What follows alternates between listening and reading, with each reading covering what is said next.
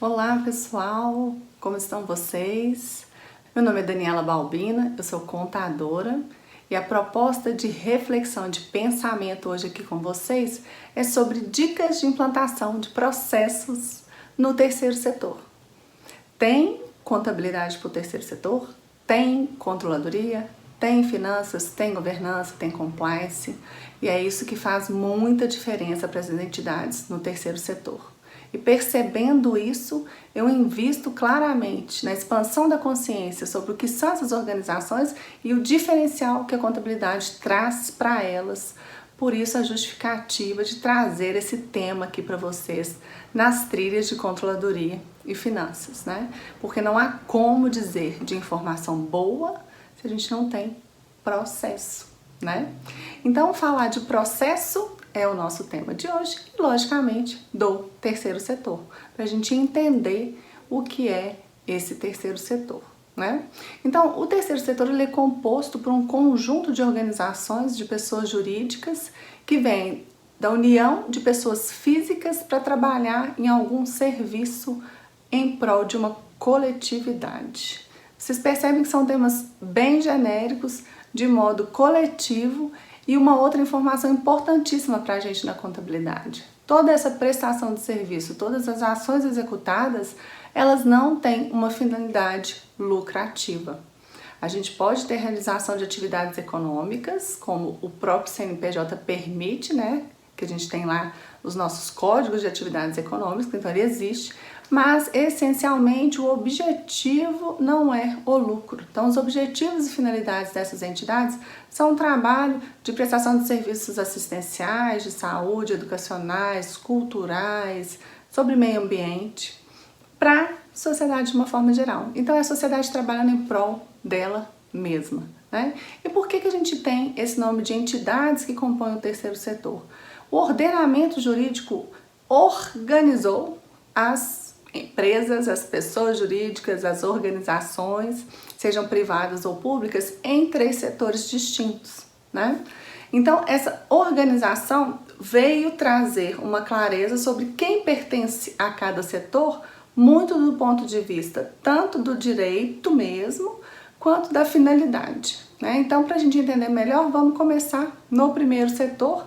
E aí, em relação a essa ordenação, primeiro, segundo e terceiro setor, depois a gente pode discutir um pouco melhor, porque há controvérsias, né? Mas vamos lá para o ordenamento jurídico, né? Para a legislação. Então, o processo do Código Civil diz que o primeiro setor é composto pelas organizações, então as pessoas jurídicas, que têm essencialmente o direito público por natureza, né? Originalmente o direito público, o direito administrativo, perdoe. E essas pessoas trabalham em prol da sociedade com legitimidade constitucional regulamentada. Então, eles vão trabalhar de forma pública, né, com os cargos aí que podem ser eletivos ou concursados, os gestores públicos, para trazer para a sociedade atividades de legislativo, atividades judiciárias, atividades de segurança pública e assim vamos trabalhando aí o primeiro setor. Importante salientar, né, do nosso ponto de vista contábil, que esse primeiro setor, gente, ele trabalha dependente de um recurso que ele não produz, né, que é o tributo. E aí quem produz tributo? Quem aufere lucro. Quem tem lucro não paga tributo. E quem tem lucro? As entidades que vão compor o segundo setor. Então, o segundo setor já é composto por organizações, pelas empresas, né, pelos empresários, que investem o capital nas suas empresas, sejam elas prestadoras de serviço ou industriais, né, ou revendas, mas o objetivo é fazer a manutenção do capital que é investido nessas organizações. E o capital, para ele ser mantido, ele precisa ser remunerado. E o nome que a gente dá contabilmente para essa remuneração é lucro. Então, o segundo setor é tido como aquela organização que tem as finalidades lucrativas, né, para obter esse retorno do seu capital. E o terceiro setor, ele não tem essa finalidade lucrativa, não pelo fato dele não necessitar disso, né? Por quê? O lucro vem de uma diferença entre receita e despesa. Se a gente não tiver uma margem positiva, que daria o nome de lucro, né, de alguma forma essa organização iria acabar ao longo do tempo. Então, falando de longevidade, as organizações todas, independente da sua finalidade lucrativa ou não, elas têm que ter um resultado positivo, né? Porque senão elas não vão existir. E no caso do terceiro setor, a gente não tem um investimento de um capital para essa organização nascer. Então, por esse motivo, ela não tem essa obrigação, ela não vai ter a finalidade de manter o capital. Então, ela não tem que ter lucro, tá certo? Então, para a gente poder só desmistificar essa questão que muita gente fala de filantropia, de uma confusão em relação aos conceitos, a ausência do lucro diz muito da ausência do próprio capital, né? A gente não tem um ingresso de capital nessas organizações, então, consequentemente, não vão ter lucro, mas elas precisam de recurso, né? E os recursos vão vir de onde desse terceiro setor? Do primeiro setor, né, no exercício de alguma dessas atividades que são indelegáveis a ele,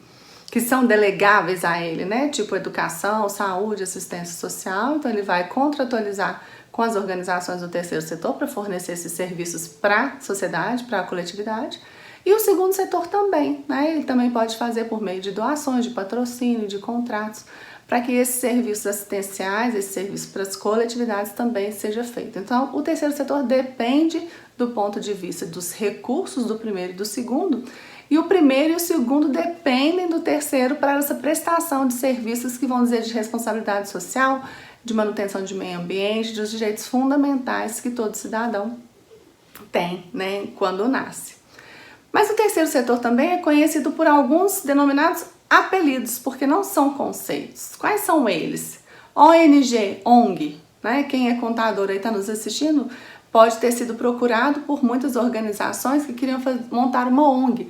Ah, eu quero abrir uma ONG. Mas se a gente for lá no Código de Processo Civil, não existe ONG. Né? Então, o que é essa ONG? Ah, é uma organização que não tem a finalidade lucrativa, certo? Outro apelido, beneficente. O que é beneficente? Ela que vai fazer serviços beneficentes, ou seja, ela não vai exigir uma contraprestação, ela vai fazer serviço de forma gratuita. Filantrópico, que é um termo que veio realmente muito do passado, que no passado as atividades assistenciais eram exercidas muito com um caráter de filantropia, que é aquele de fazer o bem sem ver a quem. Outra denominação que a gente acha é ESFL, Entidade Sem Finalidade de Lucro, né? Engraçado as siglas, né?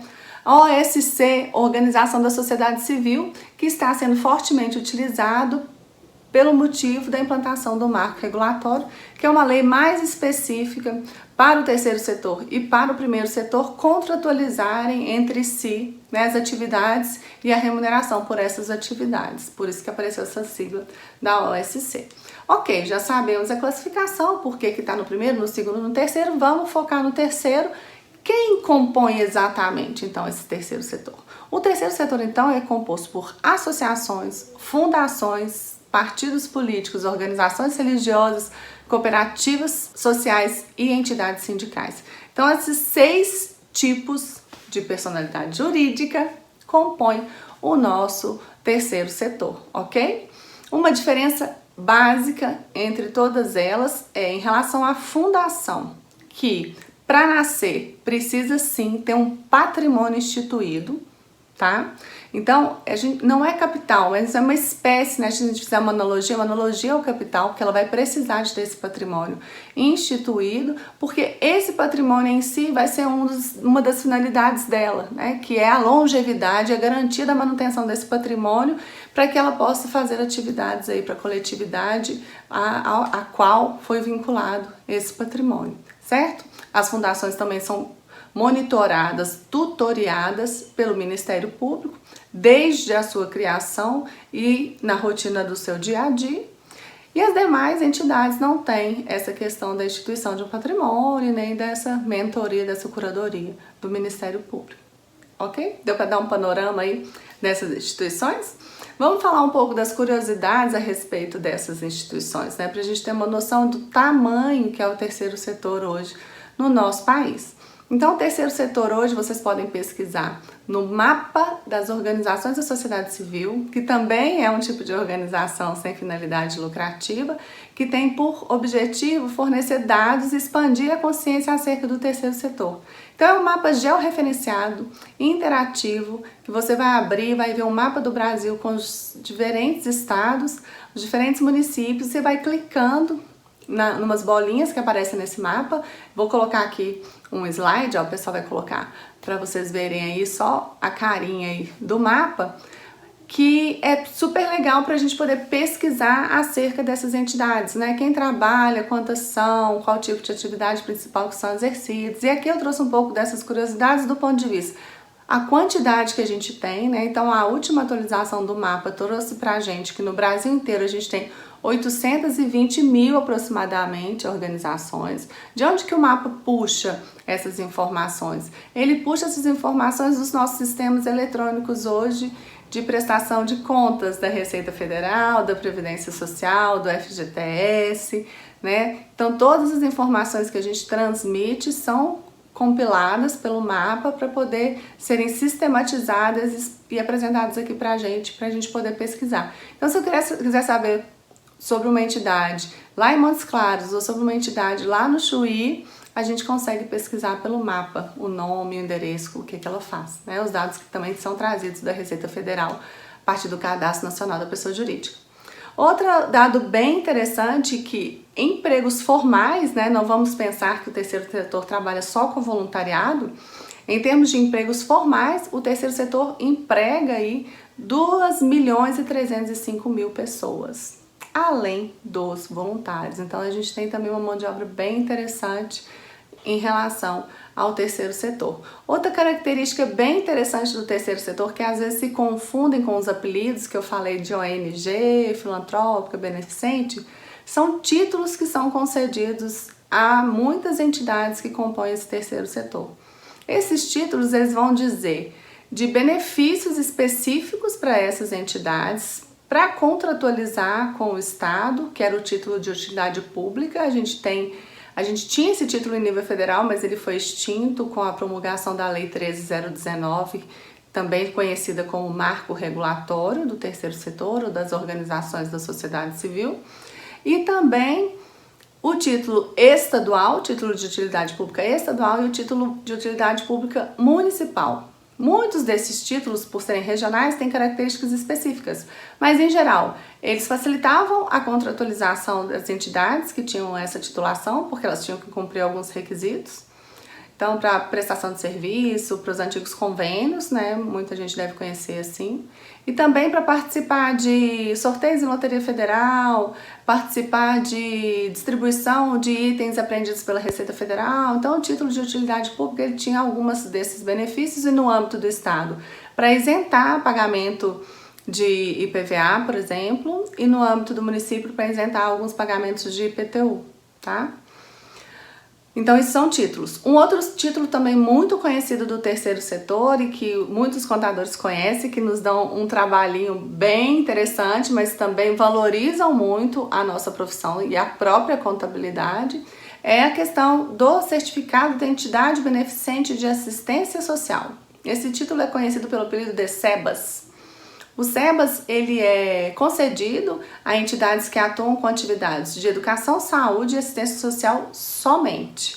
Esse título é concedido para que a organização tenha isenção da cota patronal da Previdência Social sobre sua folha de pagamento e traz também alguns requisitos, né? Então ele traz o benefício dessa isenção de alguns tributos, também o imposto de renda e outros, e traz alguns requisitos, como obrigatoriedade de auditoria externa, obrigatoriedade do cumprimento da escrituração contábil formal, renovação de pedido, né, de renovação desse título com prestação de contas e dentre outras obrigações, né, que não é o nosso objeto aqui, mas só para dar um panorama bem geral, porque é interessante a gente saber quem tem SEBAS obrigatoriamente tem que ter essa escrituração formal.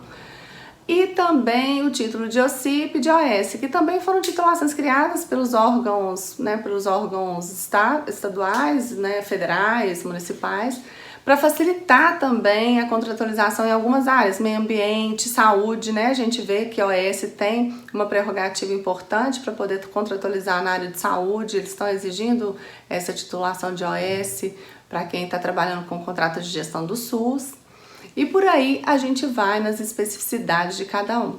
Então, por isso que eu falei, hoje eu estou conversando com vocês aí já quase 15 minutos falando do terceiro setor. É um complexo de organizações muito grande, com muita especificidade e que precisa realmente tanto de uma contabilidade específica, especialista para eles, né? Quanto também de processos que vão abarcar as suas necessidades de informação, de transparência e de prestação de contas. Isso é muito importante. A gente fala que são pilares importantes no terceiro setor, porque sem isso, gente, o terceiro setor não consegue captar recurso. E ele não gera recurso, então como é que ele fica sem recurso se ele não trabalhar muito bem controle, transparência e prestação de contas, né? E eu entendo que sem contabilidade não tem como trabalhar com transparência, com ética, com controle, com combate à fraude, à corrupção dentro dessas organizações, certo? Antes da gente passar então para a nossa questão principal da palestra de hoje, que são os processos, só para deixar a última pincelada, que é muito dito também em relação ao benefício que o terceiro setor tem da imunidade tributária. A imunidade tributária é diferente da isenção, que é promovida por algum desses títulos ou alguma lei específica do Estado de uma forma geral. A imunidade tributária é um direito constitucional que algumas organizações vão ter a partir lá do dispositivo da lei e do Código Tributário Nacional no seu artigo 14. Importante falar disso porque um dos principais requisitos, gente, né, é a escrituração regular contábil. Então, é um lugar para a gente investir? Sim. Não há que se falar em voluntariado, em contabilidade do terceiro setor. Há que se falar numa boa prestação de serviço contábil, porque eles dependem da contabilidade bem feita para ter informação e para poder ter seu direito constitucional garantido, né? Então, vamos ficar atento aí com essas dicas, porque além de contabilidade, a gente tem outros serviços para prestar para essas organizações aí que participam do terceiro setor. Né? Então essa questão da transparência é uma das principais justificativas para a gente trabalhar o processo aqui, né? Porque os processos vão permitir que a gente profissionalize, né, ou ampare a profissionalização da gestão dessas organizações, vão permitir que a gente alinhe processos estratégicos e garanta o cumprimento da missão, né, a finalidade. Então, essa finalidade do atendimento à coletividade, como que ela se dá se a gente não tem processos definidos para garantir que isso aconteça? Né? A transparência, se a gente não tem informação, se não tem processo, não vai ter informação.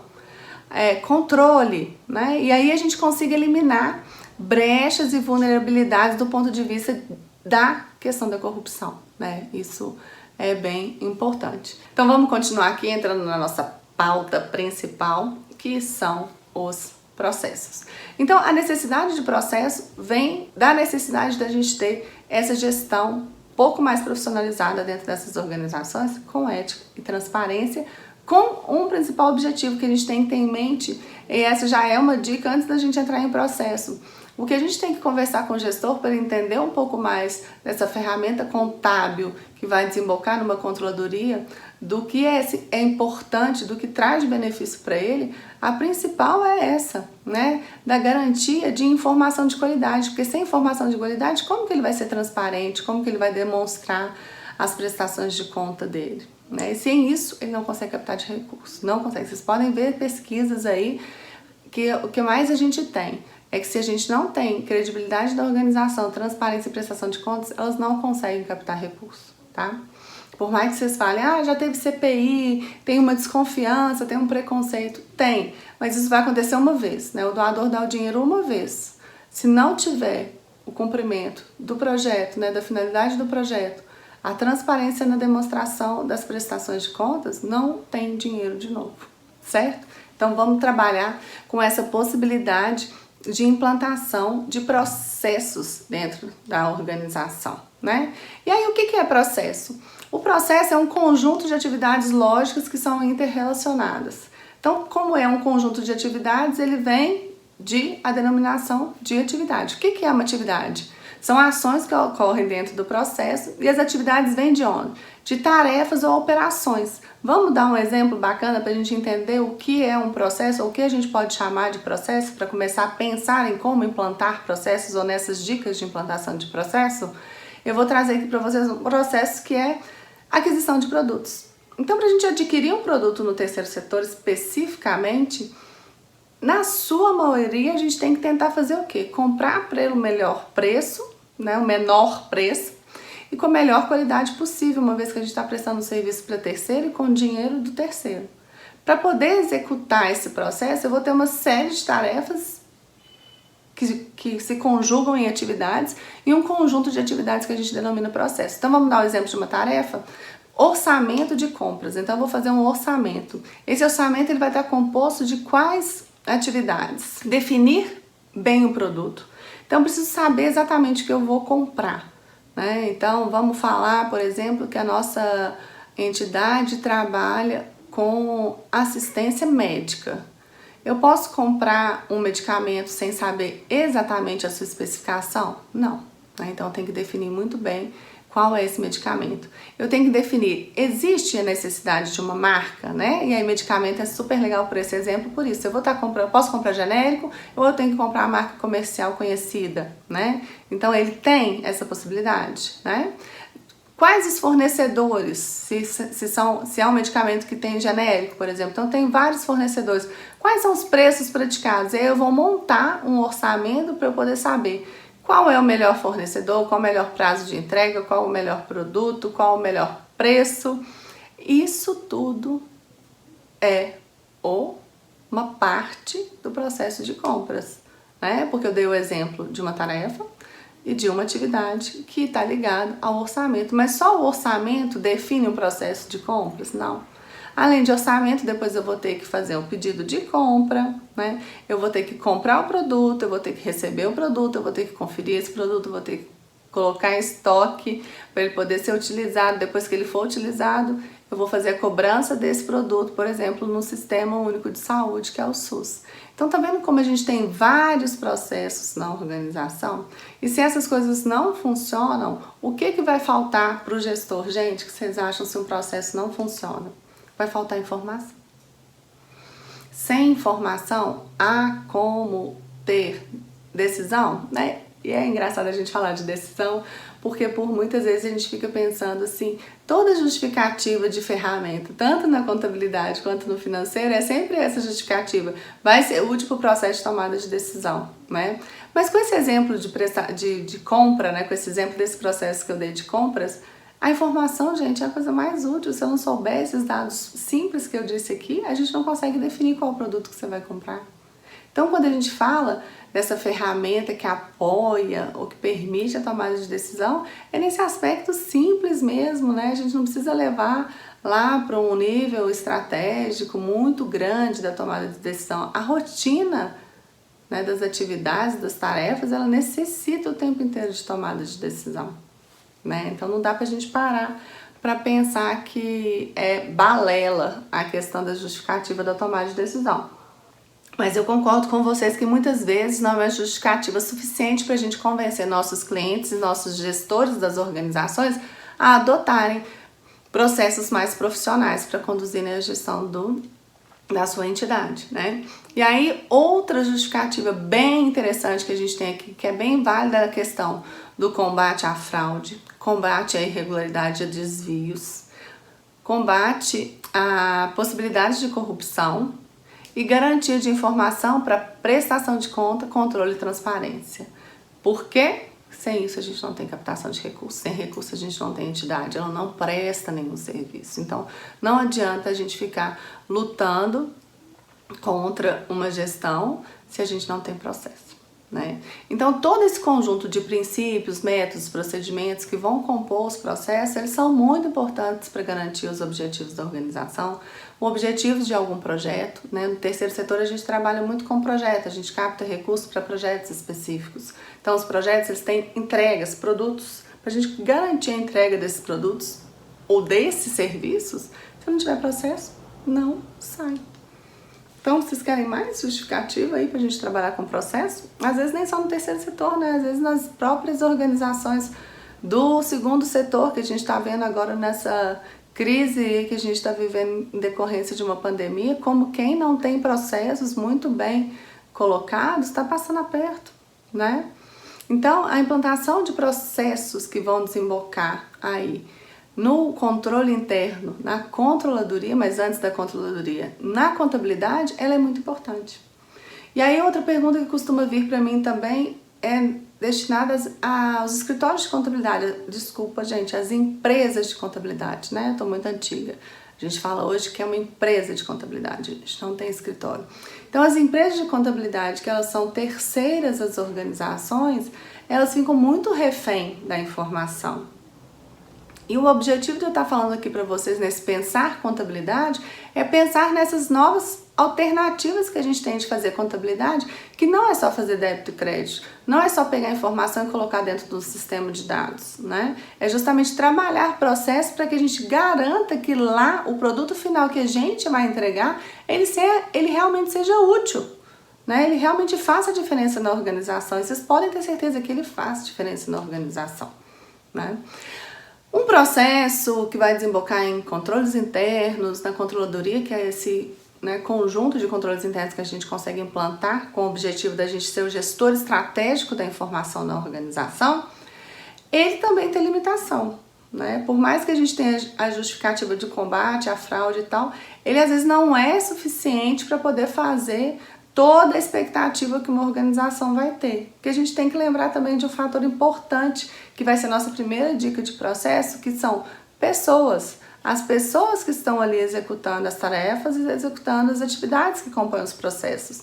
Então essas pessoas têm que estar muito bem treinadas, capacitadas, alinhadas com a missão da organização, alinhadas com o propósito de evitar desvio, de evitar irregularidade, para que a gente tenha uma informação qualificada, né? Então, essa limitação ela é válida, né? Porque as pessoas elas podem se unir, a gente pode ter inconsistências, a gente pode ter conluios, a gente pode ter várias questões aí que a gente precisa trabalhar muito com as pessoas. E aí vem muita questão do compliance, né, gente? Que eu também acredito muito fortemente nesse trabalho conjunto da turma do direito com a nossa turma da contabilidade, né? O compliance para a gente ter um sistema mais ético dentro da organização, né? A coisa tem que vir da própria pessoa, não adianta vir muito de regra, de norma, tá? E aí eu falar de processo aqui, por mais que seja importante que a gente documente, que a gente faça as coisas por escrito, a gente também não pode ser inflexível nessa questão das normas por escritas, porque tem processos que eles vão ser informais do ponto de vista do registro, de estar ali identificado como um fluxograma, né, com todas as atividades, com todos os símbolos. Não é isso que faz o processo funcionar, né? Lembrando, as pessoas que fazem os processos funcionarem. Então a gente tem que perceber isso dentro da organização. E eu vou dar a dica também para vocês perceberem por onde que a gente pode começar a propor, a implantar processos dentro da organização, né? E aí a gente conseguir valorizar ainda mais o nosso produto final, que é a contabilidade, tão necessária para outros aspectos importantes. Então eu vou falar com vocês aqui, ó, de 7 dicas, a gente pode pôr aqui do lado, 7 dicas, hashtag 7 dicas para a gente poder conversar hoje sobre implantação de processos. Então, eu tenho uma lista dessas 7 dicas, que a primeira é relação custo-benefício. Então, como a gente tem esse mapa complexo de organizações dentro do terceiro setor, nem todas vão ter sistemas muito sofisticados, elas nem têm essa necessidade de ter um sistema muito sofisticado de processos. Então a gente tem que fazer essa leitura, né, que é essa medida, mas eu vou falar mais. Vamos falar também de definição de responsabilidade e autoridade, segregação de função, acesso a ativos, estabelecimento de comprovação e provas independentes dos processos, do funcionamento desse processo, que eu falo muito que é o sistema de filtros, o método de processamento de dados e pessoal.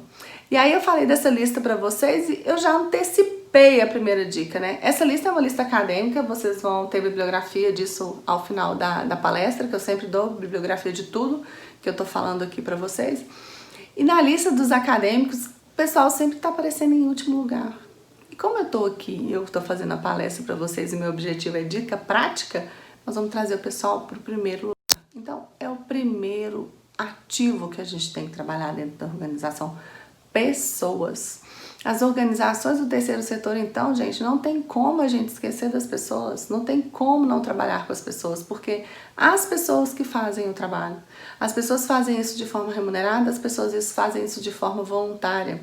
Em geral, a gente ainda vem de uma cultura do terceiro setor, dos cargos estatutários de presidente, vice-presidente, diretores, serem voluntários, né? Em função dos títulos e certificações que a gente tinha antigamente, e até de legislações antigas, era proibido remunerar esses cargos, né? Hoje já não é mais. Então essas pessoas podem ser remuneradas, mas muitas mantêm esse status de não remuneração, porque entendem de outras formas de engajamento com essas entidades. Então como que a gente faz? Para engajar pessoas remuneradas com pessoas que não são remuneradas, com pessoas que têm responsabilidades muito grandes, às vezes até representação legal dessa entidade, para que esse todo funcione e a gente consiga alcançar a missão da organização, né? Como a gente vai fazer isso? Capacitando. É a primeira forma. Motivando e sendo também muito transparente com essas pessoas. E pra gente ser transparente, não tem jeito que não seja de processo. Será que tem jeito? Oi? Não, tô aqui cheio de dúvida aqui. Será que tem como trabalhar pessoas também sem ter processo? E aí o que eu falo, esses processos com as pessoas não necessariamente tem que ser os processos formais, né? Como é que eu posso engajar pessoas? Dando feedback, fazendo reuniões que sejam mensais, semanais, né? Democratizando a informação, sempre estar falando, refalando, repensando, replicando, repetindo, aí, em relação às finalidades, os objetivos estatutários. Nossa, mas não tem nada a ver meus objetivos e finalidades estatutárias com o que eu faço. Opa, olha aí, a gente pensando em pessoas e já vendo um problema de governança corporativa. Se o estatuto ele não está refletindo minha realidade, eu preciso rever o estatuto. Olha aí mais uma chance para o contador estar trabalhando, né? Porque a gente que sabe da realidade do que está acontecendo, o dia a dia a gente faz esse registro o tempo inteiro. Então, como entrar e falar de pessoas? Por essa via da nossa rotina contábil que a gente registra, por essa via do estatuto e das pessoas. Vamos avaliar esse comportamento, ver se está com a missão, não está, né? Então, esses canais de comunicação com as pessoas são muito importantes, tá? E lembrando, não pense em pessoas só nos colaboradores. Aqui no terceiro setor, a gente trabalha muito com os gestores, os diretores estatutários, os conselheiros. Essas pessoas são pessoas fundamentais e fazem diferença na captação de recursos. E muitas delas não entendem os processos, não sabem como a sua própria entidade funciona. E são elas que trazem credibilidade externa da sociedade para a nossa entidade. Então é muito importante fazer esse alinhamento de ideias, de interesses pessoais, de interesses da própria organização. Senão a gente não vai conseguir aí ter uma gestão de pessoas. Ah, Daniela, você está falando da informalidade, mas é bacana ter manuais? É muito bacana, muito interessante. Eu só tô falando dessa questão da informalidade porque às vezes fica difícil a gente já começar com aquele monte de regra. E eu falo por experiência própria de novo, né, gente? Vou trazer pra vocês aqui. Quando a gente chega com aquele monte de manual, põe o pessoal numa sala e sai fazendo o manual do que eles têm que fazer, a coisa não funciona. Sabe? Então por isso que a informalidade, um método um pouco mais informal no início, vale a pena. Mas o manual é muito interessante também. Por que é muito interessante ter manual, ter procedimento escrito? Porque se a gente perde aquele colaborador, a gente tem outro para poder ensinar e a gente tem um conjunto de informações que a pessoa pode acessar no caso dela ter dúvida. Então o treinamento e capacitação de novos colaboradores, de novos conselheiros, de novos diretores estatutários, ele fica facilitado se a gente tem um manual, né? Então a gente não perde quando a pessoa vai embora. E isso é muito importante, porque o terceiro setor também é assim. Às vezes tem uma pessoa que está trabalhando na organização há 18 anos, ela foi embora, leva tudo, ninguém mais sabe como é que funciona, como é que fazia, tá? Então é muito bem-vinda a questão da formalização, sim, tá? Eu só acho que o excesso é que não vale a pena a gente estar investindo nesse excesso das pessoas, né? Dica 2, então vamos falar da dica 2 aqui. da nossa palestra. A questão da relação custo-benefício. Então, a relação custo-benefício é a gente realmente ter uma medida. Será que vale a pena formalizar? O custo disso, eu vou gastar em horas, eu vou gastar em voluntário que podia estar sendo aplicado em outra atividade?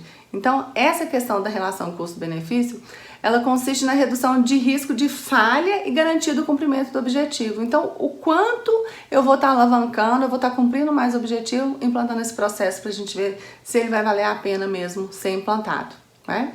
Dica 3, definição de responsabilidade e autoridade. A gente percebe que nas organizações também tem muita dificuldade nessas definições de autoridade. Então, por vezes são criados cargos ou funções que não condizem com essas questões de responsabilidade e autoridade. Então, eu tenho um funcionário, às vezes, que tem muito mais responsabilidade num cargo de analista do que o próprio coordenador, né? Então, é diferente, né? A autoridade e responsabilidade. Isso precisa ficar muito claro, porque isso facilita a execução das tarefas e das atividades, né? As pessoas, elas têm que ter a responsabilidade sobre as atividades que elas exercem, né? Sobre os processos que elas exercem e a autoridade para tomada de decisão. Então, a gente tem que conseguir distribuir esses dois quesitos entre as funções. E aí podem me perguntar também, poxa, Daniela, tem entidade aqui que não tem esse número de pessoas. Eu não estou falando de quantidade de pessoas, a gente está falando de atividade. Por isso que é importante ter o processo. Porque no processo a gente consegue delimitar muito bem a questão da responsabilidade e a questão da autoridade. E se a gente não tem, fica muito mais difícil. Então a pessoa, ela mesma que compra, ela mesma que recebe, ela mesma que paga, ela mesma que faz a conciliação bancária. Então percebe? São várias atividades ali de processos diferentes que a gente não consegue definir. Agora, se a gente tem claramente qual é cada um dos processos, a gente consegue ter mesmo as pessoas fazendo, mas com essas definições claras, porque lá na frente a gente tem uma outra dica que é a gente verificar se está funcionando, né? A gente tem essas atividades interdependentes de comprovação do funcionamento. Então, ela precisa estar realmente definida para que ela propicie eficiência desse sistema e que a gente evite erro. É o que a gente mais quer aqui, evitar o erro, evitar a fraude, evitar a corrupção aqui com o mau uso de um recurso que não é nosso. E aí, como que a gente começa? Eu dou uma super dica, pelo organograma, de novo, começa no estatuto, vamos ver quais são as funções estatutárias, depois vem a diretoria, quem é a diretoria executiva, que normalmente é o órgão dentro dessas entidades do terceiro setor que realmente vai executar a missão, e dentro dessa diretoria, quem são os colaboradores que estão trabalhando ali, em quais áreas eles estão divididos, quantos são, né? Então, uma dica bem legal, a revisão do estatuto, gente, eu falo que é super maneira de entrar nessas organizações, né? Porque pela revisão estatutária a gente começa a pegar essas falhas do processo e começa a implantar processos realmente bem feitos e que vão desembocar lá na nossa contabilidade para a gente ter uma contabilidade fantástica. Então, estatuto e as boas práticas de governança corporativa, olha, vem junto e bem interessante no pacote de serviços que nós, contadores, podemos oferecer aqui como forma de ampliação e alternativa do nosso trabalho contábil. Dica 4, está inerente, eu já falei um pouquinho, que é a questão da segregação de função. É importante ter segregação de função para a gente conseguir implantar processo, né? Bem importante aqui a segregação de função. E aí, a minha dica de segregação de função é a gente adotar um pouco dessa ferramenta de filtro, sabe? Porque eu entendo que a gente não tem capacidade, ou às vezes condição humana, de pessoal mesmo, de ter várias pessoas. Então, como é que eu segrego função? A gente não consegue entender muito isso, como é que segrega função sendo a mesma pessoa executando a atividade. Mas a gente tem condição de, com pessoas distintas, implementar essa questão da segregação de função, né? Então, assim, minimamente eu tendo um comprador, por exemplo, e um financeiro, esse financeiro, como ele está num processo, depois do processo de compras, ele pode ali ser o filtro e ter a segregação da função muito bem definida para que a gente consiga utilizar do benefício dessa dica. Por que eu segrego função, gente? Para a gente conseguir ter menos desvio e ter condição de um conferir o trabalho do outro.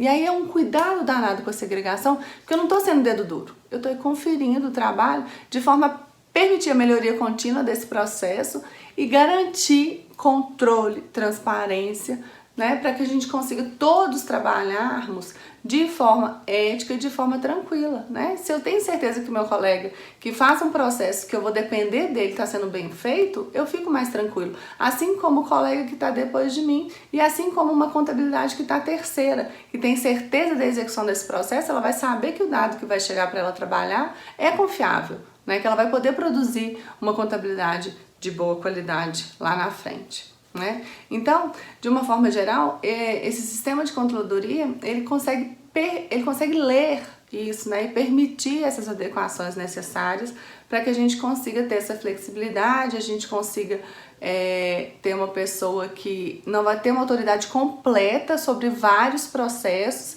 e aí a gente perca de controle ou tenha possibilidades de desvio, de fraude, alguma coisa nesse sentido.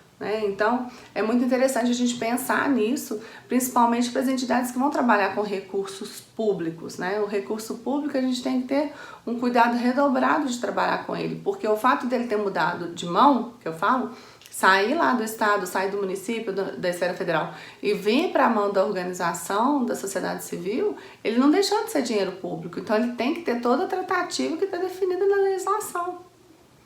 Então a gente tem que ter realmente esses filtros de controle para a gente garantir essa aplicação de recursos, porque o que acontece se a gente não aplicar o recurso e não cumprir o objetivo das contratualizações? A gente tem que devolver o recurso e por muitas vezes a gente gastou e aí gastou mal, né? Olha aí o prejuízo que a gente dá para a organização. A dica 5.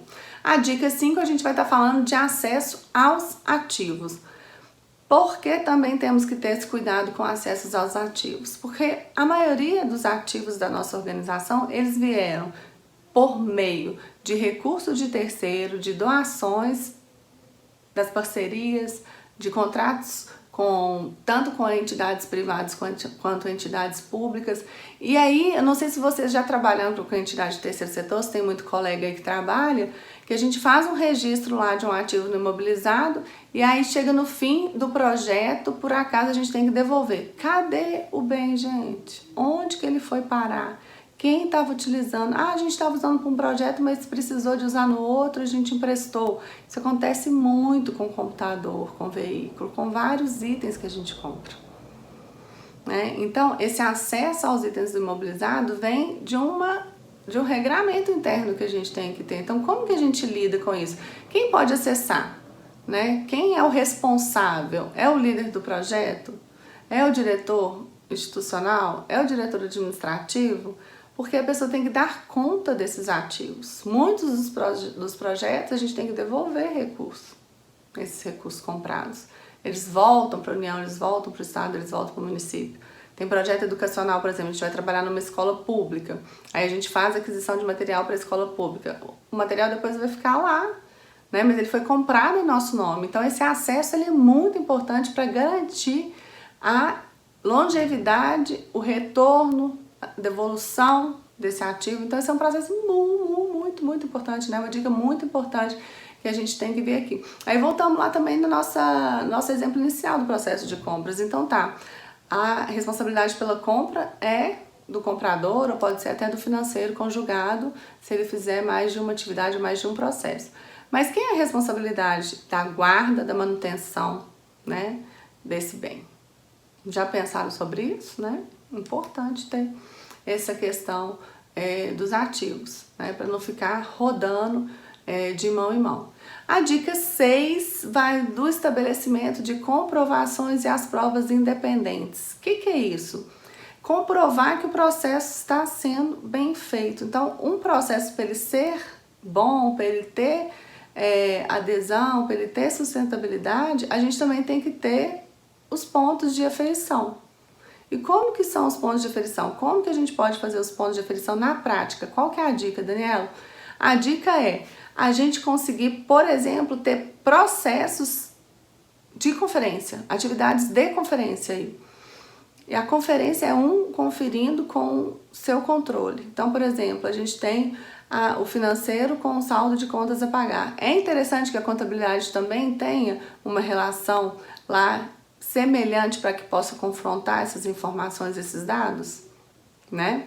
É interessante que se a gente tem estoque, a gente faça contagem de estoque, controle esse estoque para também comparar, por exemplo, com uma contabilidade.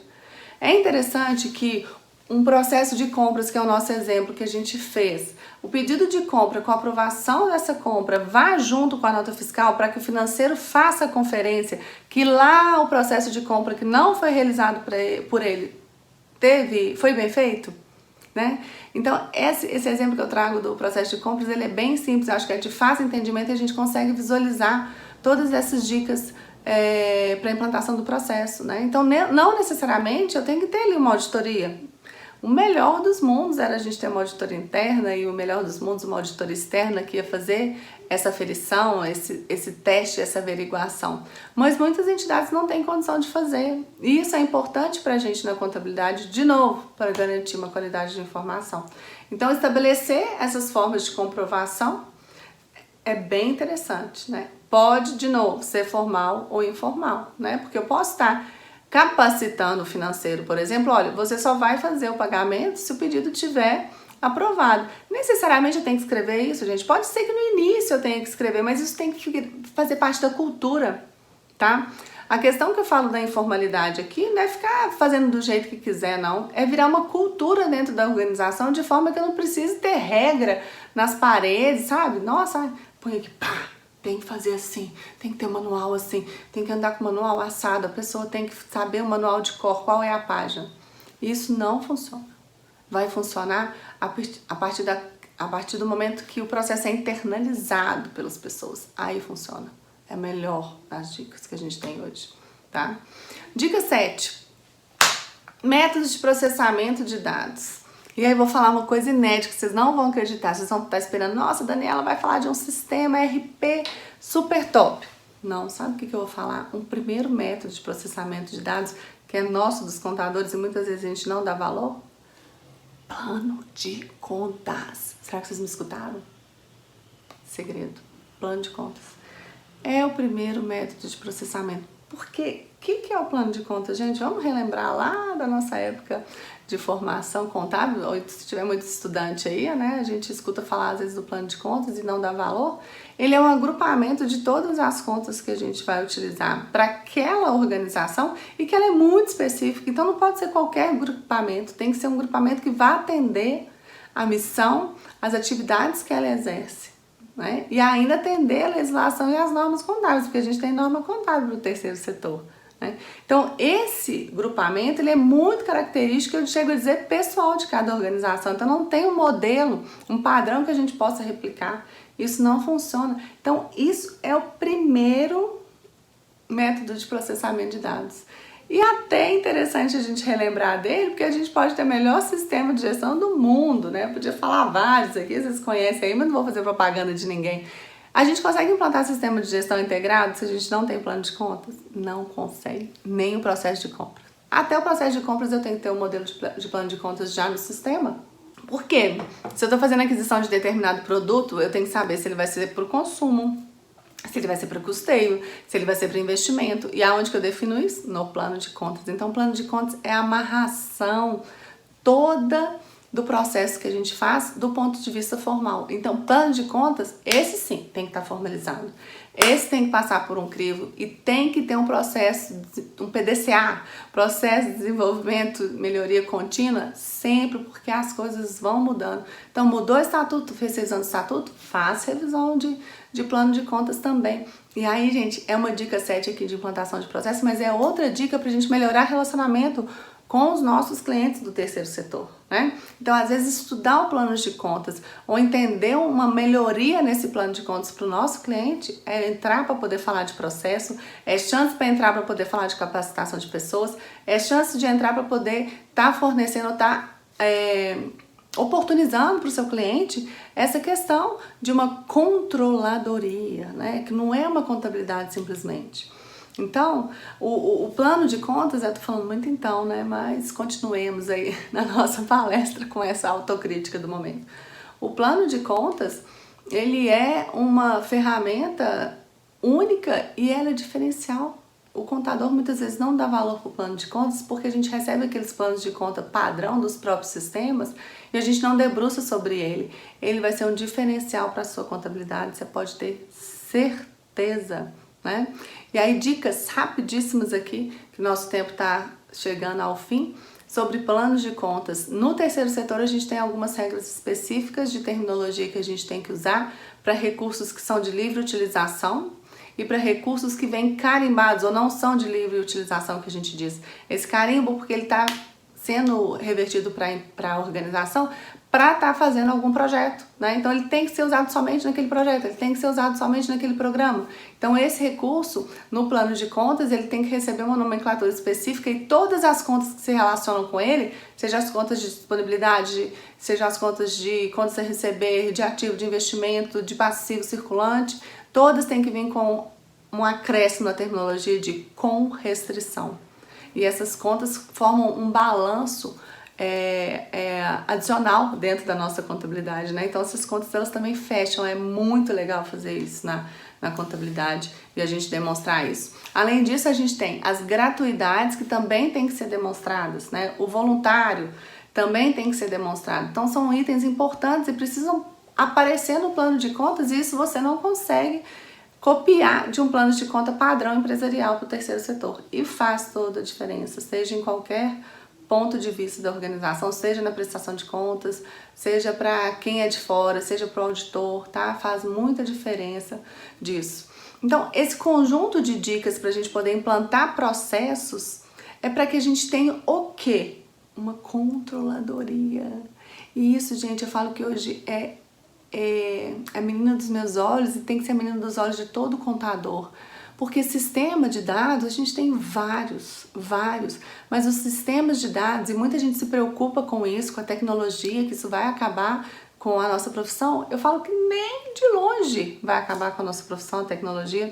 Por quê? Para funcionar um sistema de dados, primeira coisa, plano de contas tem que ser do contador, né? O plano de contas tem que ser aquela coisa sabe aquele processo artesanal, né? Aquela questão de voltar para a raiz, e é isso que tem valor, gente. E é isso que vai fazer o diferencial da sua contabilidade e que vai permitir você implantar uma controladoria, que é ser esse núcleo estratégico dentro da organização que vai ter os olhos voltados para os processos, porque sempre com o objetivo de garantir uma informação. Sem informação, alguém trabalha hoje, gente? Não é só o terceiro setor.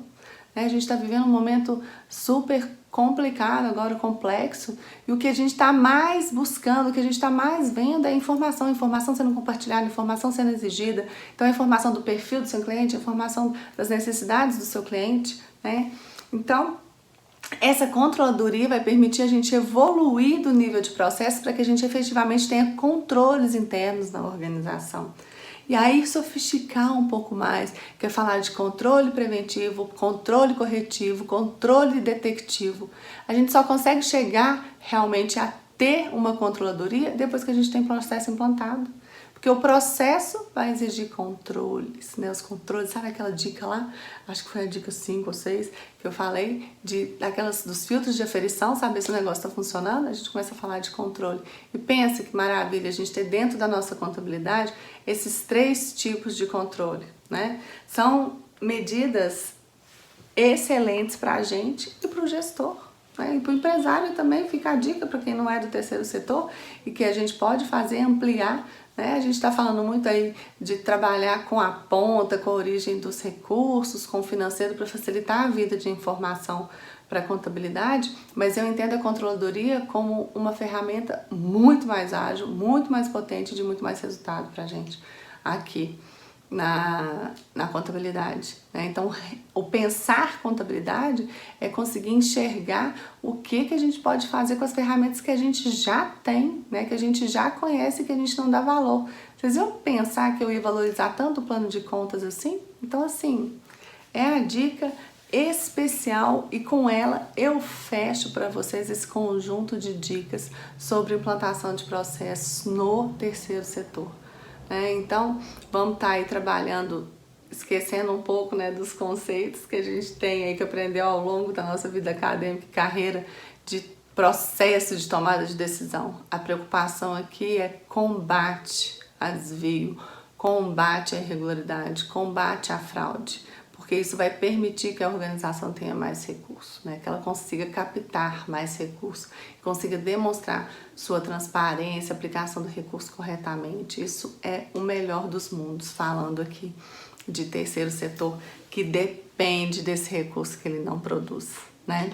Então eu espero que eu consiga ter expandido a consciência de vocês para o que é o terceiro setor, para as oportunidades do terceiro setor, para esse conjunto de informações estratégicas que a gente possa ter com a implantação de uma controladoria, né? A evolução da contabilidade, para mim, é realmente a controladoria. Acho que a gente tem que tomar pé dessa ferramenta, dominar e conseguir aplicar, e que vamos ser muito felizes, tanto contadores internos nas organizações, quanto as empresas de contabilidade no exercício aí das suas funções, na valorização da nossa profissão, na valorização dessa ciência social que eu realmente acho incrível, sou suspeita para falar aqui a respeito dela. Então, eu queria agradecer muito quem ficou comigo até agora, né? Dizer que eu vou disponibilizar a biografia, que eu estou disponível nos meus canais também das mídias sociais. Então, eu estou no Instagram, no LinkedIn, no Facebook, no YouTube. O meu site também tem algumas informações, eu estou alimentando as informações, é o www.danielabalbina.com.br. Muito obrigada de novo, a gente se encontra aí por esse universo nosso online. Um abraço, até a próxima!